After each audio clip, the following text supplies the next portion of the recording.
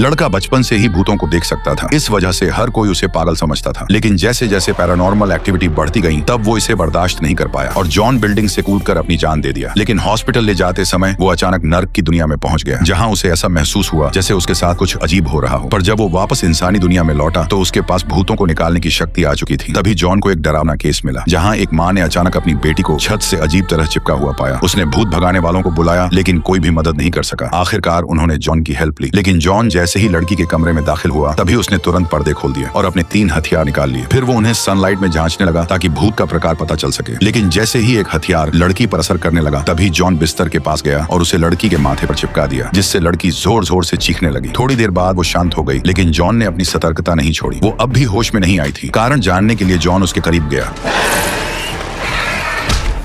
उसे उम्मीद नहीं थी कि यह भूत इतना जिद्दी होगा। उसने तुरंत बाकी लोगों को एक बड़ा कांच लाने को कहा। इस बीच उसने खिड़की का शीशा तोड़ दिया और लड़की का बिस्तर खिड़की के पास खिसका दिया। फिर उसने लोगों से कहा कि कांच उसके ऊपर पकड़ें। फिर उसने सबको चेतावनी दी कि अपनी आंखें बंद रखें। तभी जॉन ने लड़की की आंखें ढक दी और मंत्र पढ़ना शुरू कर दिया। लेकिन एक आदमी ने एक्साइटमेंट में अपनी आंखें खोल ली। अगले ही पल उसके बाल सफेद हो गए। लेकिन जैसे ही कांच थोड़ा झुका, तभी भूत ने मौका पाकर जॉन का गला पकड़ लिया। जमीन पर पड़ा आदमी तेजी से बूढ़ा होने लगा। ये देखकर जॉन ने फिर से लड़की की आंखें ढक दी। मंत्र पूरा होते ही उसने तेजी से कांच घुमाया और भूत को कांच में कैद कर लिया। लेकिन जॉन के मंत्रों से भूत गुस्से में कांच तोड़कर बाहर निकलने की कोशिश करने लगा। लेकिन जॉन ने कोई मौका नहीं दिया। उसने कांच को पूरी ताकत से पकड़ा और आखिरी पल में उसे खिड़की से बाहर फेंक दिया। कांच के टूटते ही बिस्तर पर पड़ी लड़की नॉर्मल हो गई।